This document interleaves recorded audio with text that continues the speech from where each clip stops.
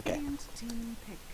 What's up, guys? This is Mike Lewis, going to be casting the first game of the day from SECS. If you are interested in playing in this, just go to semiprodota.com and then you could... I'm pretty sure it's a relatively open sign-up. Might be some restrictions, but whatever. On the Radiant side, we have Calibrated Chaos. I don't know where the G comes in. It's like their name is Calibrated Chaos, which is CC. Then there's a G up here, and I don't know where that comes in, but they're going to be on the Radiant. They're going to be going up against CounterLogic Gaming, apparently CounterLogic Gaming China. A big name here in Lacoste, if that is in fact the real Lacoste, and I believe it should be. He's been in the Dota scene for about 1 million years now, so yeah, CLG, the reason I chose this game was because they had the big name, the CLG, the Lacoste. So hopefully the game will be pretty high skilled, and already we see a little bit of an interesting draft. Of course, Calibrated Chaos, they're just going to go for the most powerful heroes that you could possibly get in the Batrider and the Brewmaster. So Batrider, either jungling or offlaning, depending on how the lanes are going to shape up. I think Calibrated Chaos are going to try to get the Batrider into a 1v1 matchup with the Clockwork. Brewmaster handling the mid lane.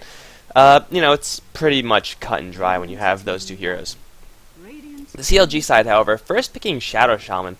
And the beauty about Shadow Shaman is that sometimes he will just not be picked up ever. Other times you could first pick him and then build your entire lineup around Shadow Shaman, because he's one of the heroes, one of the few heroes that you could actually just build your entire lineup around because of the Mass Serpent Wards. Have a cooldown of 110, like Clockwork. Get it? Because Clockwork's also in the game, but no, seriously, like Clockwork, take a tower, take a tower, take a tower, take Roshan, take more towers, take more towers. Now, that's all well and good. When you pick up a Shadow Shaman first, usually you want to go really deep into that sort of strategy. The problem for them is that Calibrated Chaos, they already have really good heroes with dealing with really good heroes at dealing with that. Batrider for initiation. If you're going to get pushed by Serpent Wards, you need a way to get in there. Brewmaster doesn't give a shit about your Serpent Wards once he jumps in and splits. And Lycan is Lycan. And Shadow Shaman isn't really that great against Lycan. Hex doesn't really do anything if the Lycan is already in his ultimate form. And Shackles is really awkward since you can't move, which means you're going to get beaten down by wolves, possibly by Necro units. And Lycan could just, pick off Serpent Wards rather, one at a time with his wolves. So that's always a little bit awkward. Regardless, CLG are going to first pick up some counters, Disruptor against the Batrider. And well, I'm actually pretty surprised that Calibrated Chaos managed to get their hands on these types of heroes. Like Lycan, Batrider, Brewmaster, those are all just first pick material.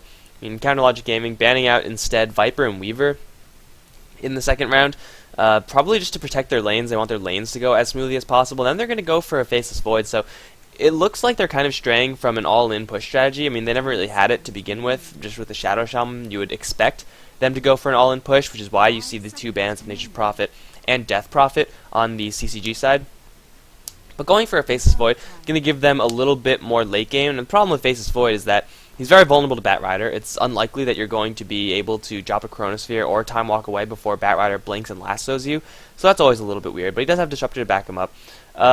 He's a pretty good hero if you are going to be taking those coordinated team fights. And hell, even if you don't, if Shadow Shaman's not the linchpin of your strategy, just being able to drop those wards regularly is going to be really nice. But for right now, it seems like Calibrated Chaos, they just have overall more powerful heroes. Like Lycan, Brewmaster, and Batrider are all going to be the three cores of Calibrated Chaos. And 20 minutes into the game, their team fight is going to be absolutely devastating. Like Chronosphere, Static Storm is all well and good, especially since Serpent Wards can shoot in that Chronosphere. But Lycan, Brewmaster, Batrider, guys, those are like, how often do you see them in game? Let alone all three of them on the same team. It's really terrifying.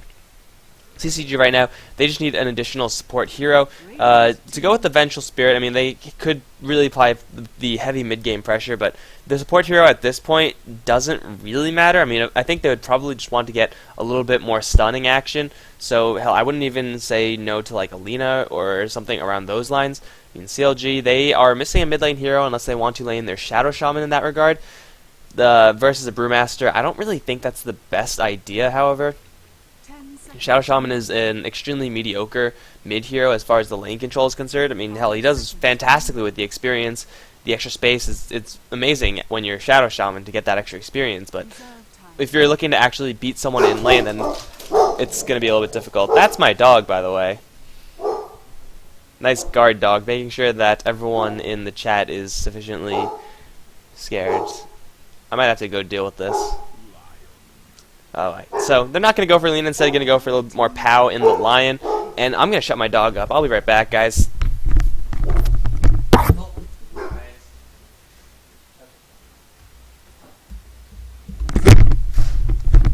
Okay, the dog is quiet, and the final pickup for CLG, going to go to that mid lane. It is going to be the Ember Spirit versus a Brewmaster. It's a much better matchup than the Shadow Shaman, to say the least, but Ember Spirit is going to have a tough time. There is a lot of lockdown on the CCG side, so if he gets hit with a lasso or anything like that, then they can 100-0 him pretty easily. And the magic damage from Calibrated Chaos, it is there, but really, there's a lot of mixed damage on the Calibrated Chaos side, like Brewmaster in his ultimate form does a lot of physical. Of course, Lycan is pure physical. Vengeful Spirit is one of the more physical-oriented heroes as far as supports go. Really, Batrider Lion not really going to do. They're going to be doing magical damage, but I mean, shit. If you put the Ember Spirit towards the mid lane, I usually do want to get a couple points of Flame Guard, but you might just go for Searing Chain, Sleight of Fist, knowing that the Flame Guard won't really benefit him all that much. And CLG, with the first pick, Shadow Shaman, have kind of strayed away from any huge pushing comp, which is kind of a shame because it's always a really, really cool thing to see. Instead, they're just going to go, meet the CCG team fight with the team fight of their own, between Chronospheres, between the initiation from both Clockwork and Ember Spirit, combined with the fact that there is just insane mobility on the CLG side with the Clockwork, Ember Spirit, and Faceless Void. Being able to jump in at 1,000+ range with 3 heroes is pretty absurd. Now, CCG, on the other hand, they're going to have something a little bit similar. I mean, Batrider and Brewmaster are both definitely going to go for Blink Daggers. If they don't, then I will be absolutely astounded. But their initiation is mostly, pull one person into the enemy team, whereas CLG, they're like, oh, someone's being pulled? Well, we could break that with a Glimpse, and then we could just dive everyone else at the Batrider, because they do have that mobility, so it should be pretty interesting. As far as lanes are concerned, well, Ember Spirit going to go mid versus the Brewmaster. It's a relatively even lane there, all things considered. I believe Ember Spirit has a little bit less base damage. Well, I'm right, but yeah, less base damage, less armor, less health. And his Sleight of Fist and Searing Chains is really enough to counteract the imba-ness that is Thunderclap. Shadow Shaman, Faceless Void, and Disruptor as a lane. Well, Lycan isn't that strong as a laner. I mean, he does do okay for himself, especially if he has lots of lockdowns. So if it does come down to a 3v3 lane, then really it's going to be okay. It's going to be a pretty even matchup, I would have to say, like across the board. Of course, that does mean that the 1v1 matchup that is going to occur, should a 3v3 matchup also occur, is going to mean that there's going to be a Clockwork versus a Batrider. And I mean, Clockwork, he's a great off-lane hero. He could do a lot of things. But versus a Batrider, it's kind of hard. It's always hard to top a Batrider. Also, by the way, guys, it looks like it's going to thunderstorm outside. So, like, there's going to be static storms everywhere, both in-game and IRL. So, if the stream just goes off, then it might just be because I lost power, and then there's nothing I could do. And then the stream is over, and then I hope you guys enjoyed it, and then you could follow the channel and all that good stuff. Won't be able to do the proper sign-off, but yeah, so that might happen. And, well, a storm is certainly a brewing outside, so we're going to be going until we lose power. And CLG, unfortunately, are going to use both of their pauses because, well, it's good to take a 5v5. 5v5s are usually good. But where is this guy? Who is this? Follow Callan? Follow Callan? 15 minutes? Oh, guys, I chose the wrong game. Chose the wrong game to jump into, guys. My bad. How do you have 15 minutes? That's retarded.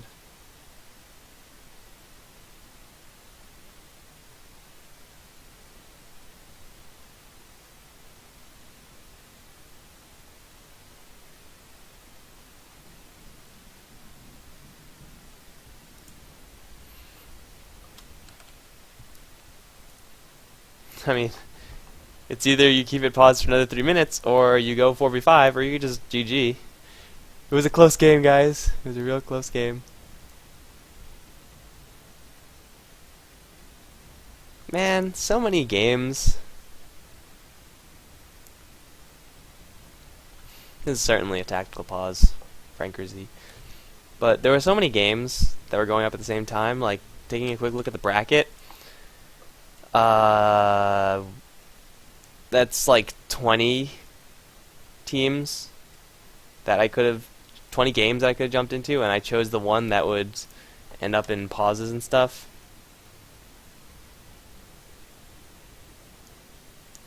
It's really hard to be that person who's like, these are the rules, we're going to abide by them. But, yep, shit happens, and if you don't have your player, then... Wow, okay. I think we might need to get an admin in here, guys. Grab your popcorn.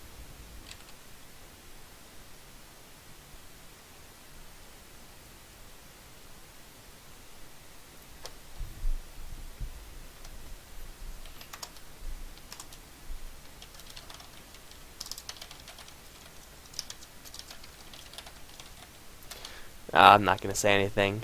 They know what they have to do. They know. I'm just going to chill. So how is everyone today? I'm doing okay. Still a little hungry. I still have more food to eat. It's going to be delicious.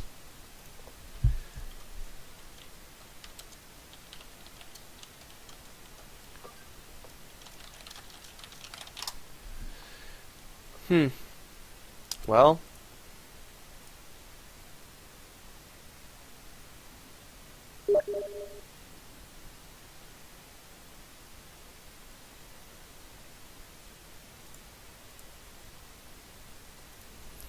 Admin! Judge! Judge!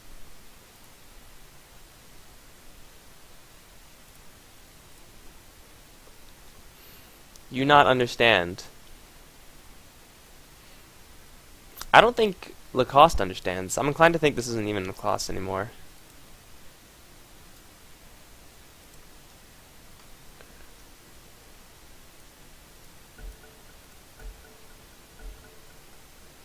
I don't know. Guys, what's going on? There's blatant rule violation now.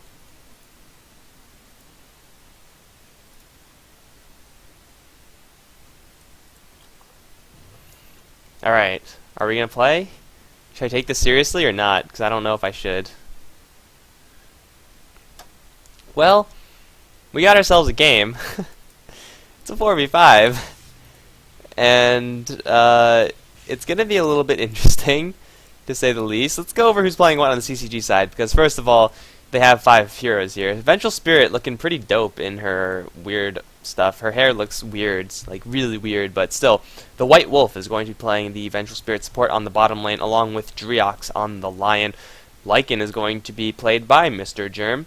We have Brewmaster handling the mid lane. Comatix is going to be handling that hero in top lane. The solo lane Batrider is going to be played by Sleeping Joey. The lane he's going to be up against is going to be Ialo. At Ialo. Lalo.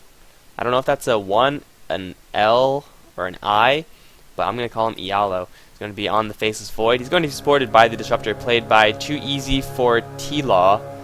Okay, on the Disruptor. Shadow Shaman looks like he's back in the game.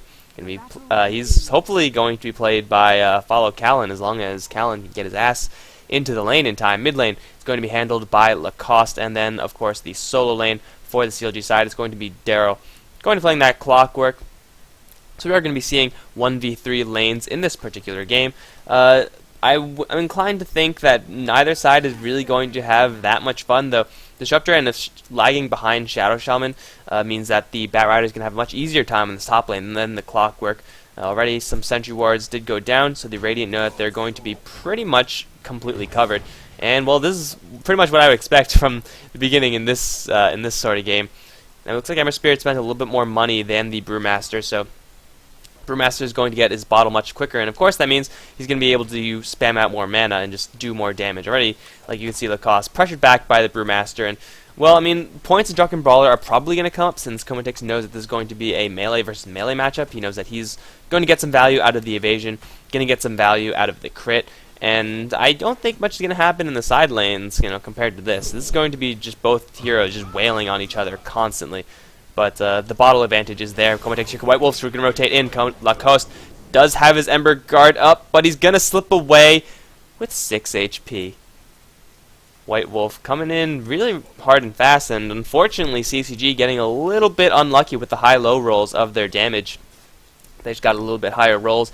Probably could have taken down the cost, but really that's not too big of a problem. Because Brewmaster's back, and he's actually gone for level 2 in the Drunken Haze. In top lane, in the meantime, the Yellow has 7 charges of Napalm. A Firefly can kill him very, very quickly. Does he have Magic? He does. And too easy for T-Law. He's going to defend his Faceless Void buddy with a kinetic field, but that is incredibly dangerous. You cannot afford in any situation, really, to get that many stacks of napalm. That could just mean death very, very shortly, and now the cost might be a little trouble. He does have a ward, so we should see the White Wolf. No, the White Wolf is actually smoked up, and Comatix is going to rotate in. There's the Magic Missile and the Clap. Going to instantly burn through that Ember Guard. This is probably going to be the first blood. The cost doesn't have many options here. Yeah, Comatix with the beatdown with his giant stick. It's going to secure the first blood on the Ember Spirit in the mid lane. In the meantime, bottom lane, Daryl is level 2 versus the level 2, almost 3, of the Batrider. So right as it stands right now, both off-lane heroes going to get relatively similar amounts of golden experience. But really, the Faceless Void versus the Lycan, it's pretty much a wash, I would say, overall. At least until something actually happens to get one of these heroes killed. Of course, that does favor the CCG side because White Wolf has been roaming around. I mean, he got an assist. He actually managed to help his team in a significant way. Whereas there have been 2 support heroes on the CLG side in the jungle, which is, doing stacking pulling is all well and good and everything like that, but the CCG side have been overall a little bit more active with their support heroes, and well, that's going to give them a slight lead in this game. If Comatix goes down now, then that lead can evaporate very quickly, but he has a regen rune, so he should be just fine unless he gets Sleight of Fisted out, and that should be also pretty unlikely. Yeah, so it looks like we're just going to be seeing a relatively tame opening. The Vengeful Spirit has gone back down to the bottom lane, now taking control of the pushing and stuff like that. Can you miss in Sleight of Fist? I did not realize that that could happen. Well, Lacoste either way is going to get beaten down by this Brewmaster. It's a lot of damage, and well, I mean, Lacoste with 2 points in the guard is going to keep himself up at least through the Thunderclap, but still, these right clicks at the Brewmaster, they hurt a lot. So, well, 6 for 2 versus the 15 for 4. Clearly, the mid lane is going to be favoring the Brewmaster, and it will continue to favor the Brewmaster as long as the supports from the CLG side do not rotate in. However, we do see that right now. Too Easy as well as Follow Callan going to be moving towards that Brewmaster, but Brewmaster actually going to be racing the cost to an Illusion Rune, so this actually is a pretty good opportunity for CCG. However, their Disruptor dispelled smoke or something, but now the cost might be in a little trouble because here comes Driox. He has an Impale, and that's going to cut right through the Flame Guard. Comatix going to get the last right click. Yes, he will. Unfortunately, White Wolf wasting a Magic Missile, but hey, what are you going to do? Getting another kill on the Ember Spirit is absolutely crucial just because Mommy Faceless Void is going to get a lot of farm, but if they don't have the pace-keeping hero of the Ember Spirit in the mid lane, if he's under-leveled, and especially if the Brewmaster gets to level 6 a lot quicker, then CLG, they are left without a strategy. It will just be very, very messy for them. Ember Spirit is a hero that does rely on being able to snowball, like even if it's just, or even just getting free farm, that's enough for him to get a good advantage moving forward. But if he's shut down like this, he's a pretty useless hero. I mean, long-range initiation with Searing Chains is all well and good and everything, but it's not going to win you the game, especially when the Brewmaster is well on his way to his Blink. Like, 700 away from Blink 5 minutes into the game is pretty absurd. So Lacoste's got to be careful. He doesn't know that White Wolf is right up the hill. So if Lacoste plays, oh, well, I think he knows now, but Lacoste also has a little bit of support. Disruptor is going to come in along with Follow Callan, and Comatix is going to get hexed, and then he's going to get shackled. He does have a primal split, though. Can he get that split out? He will clap and split the value. Going to bring down the cost, and now Too Easy. He's going to get stunned with a rock. This is going to be 2 kills for the Radiant, rather. The Vengeful Spirit picked up the first kill. Wow, that is some gutsy plays from the Brewmaster. Taking the time to clap then split. I think the Ember Spirit was dead regardless, but now in top lane, Yallo, he does have 2 points in time walk, so he should be just fine. Sleeping Joey really wants blood here. He's doing some pretty heavy damage with that napalm, but he's going to settle for cutting the wave and slow pushing the tower in the meantime. Daryl, only level 4. He needs that level 6 so that he could help his mid lane.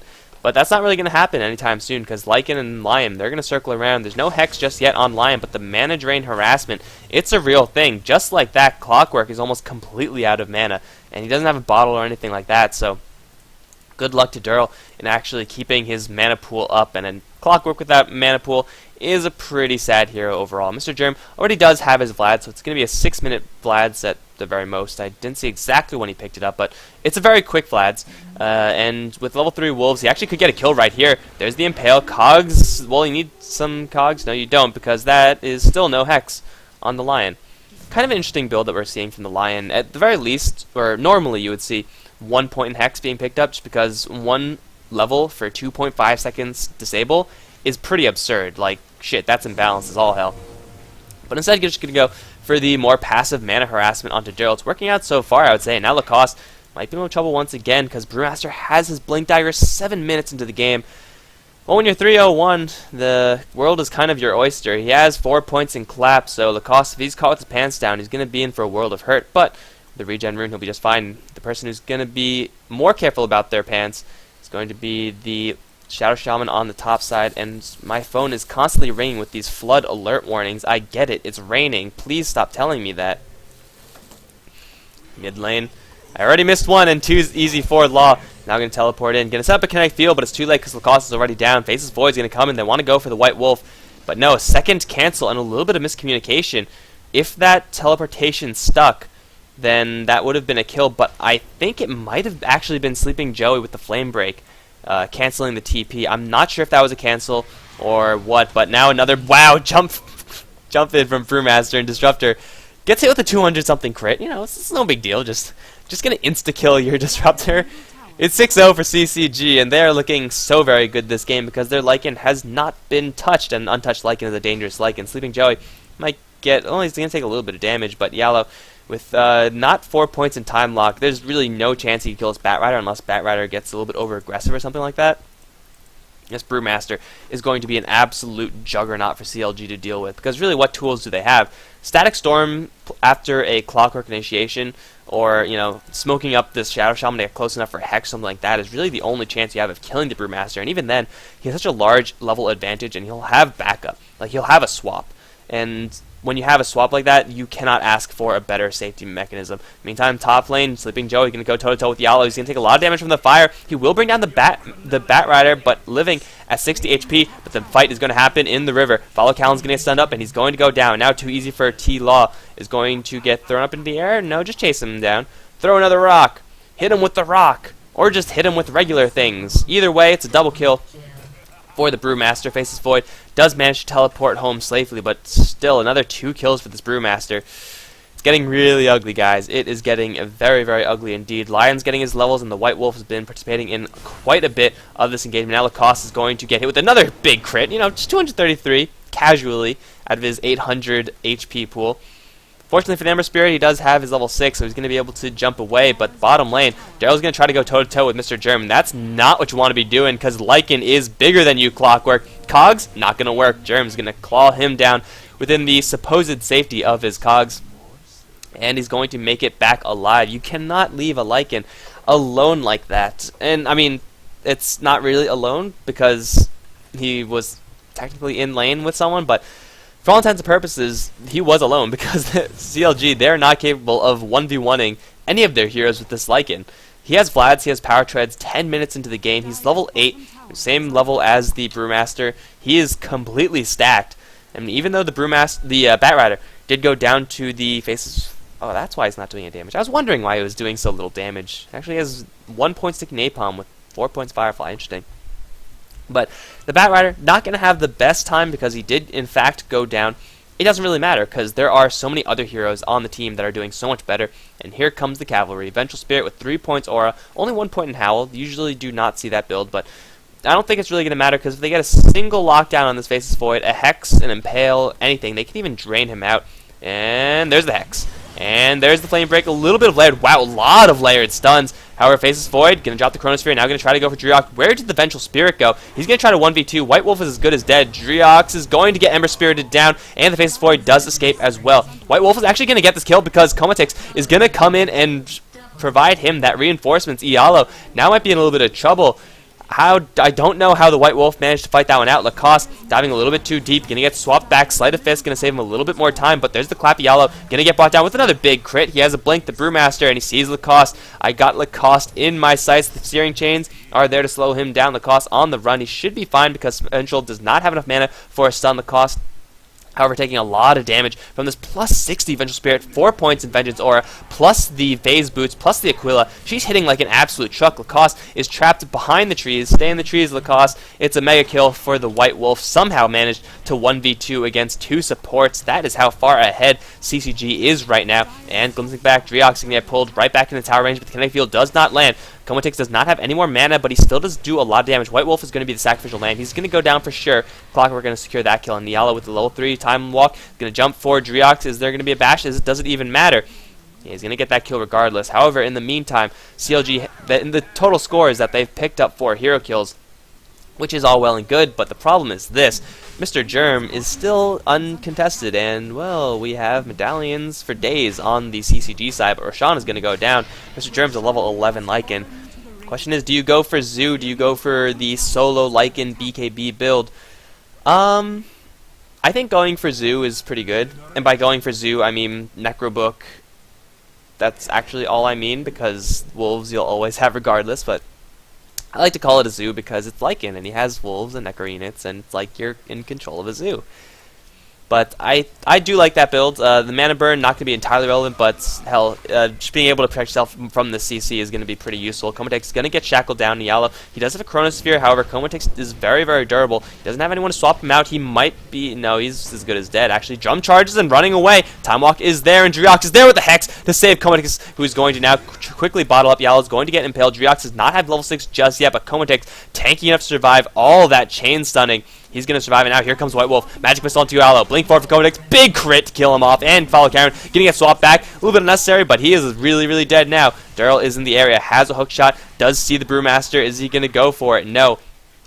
The Hellbear's warding him away, and in the meantime, Mr. Germ is just doing Mr. Germ things. Killing a tier 2 tower for free while the rest of his team holds the fort. This is the dream for CCG. They have 4 heroes going up against 5 and winning, while the Lycan just does his own thing. Lycan can even start pushing the high ground, but it's going to be Durrell who's going to get a hook shot onto Dreox. Instantly, the Hex does come out, as does the Impale. He gets glimpsed back, however, Dreox is going to get brought down within the Cogs. Mr. Germ going to run forward straight into the Cogs. That's not really what the dog wants to be doing right now, but the Cogs are now down. The Wolf is going to go in for round 2. Going to get Hex, going to get shackled. So much layering of the stun. Blink forward, really, really short distance to kill off Fallow Karen, but he is really, really dead. White Wolf in the meantime, once again, going to try to 1v2. Does have a swap. He's not going to be able to use it. He's going to get chopped down by the Ember Spirit. Too easy for T-Law. Gonna get hit with the rock, and wow, the minus armor damage is so huge. A godlike streak for Comatix, who I don't believe has gone down. There's a lasso going to bring the Faceless Void a little bit closer to the team, but it's going to be Lacoste who's going to get fingered to death. Now Durrell does have the napalm on him. There's really no escape for him. He's going to try to hide in the trees, but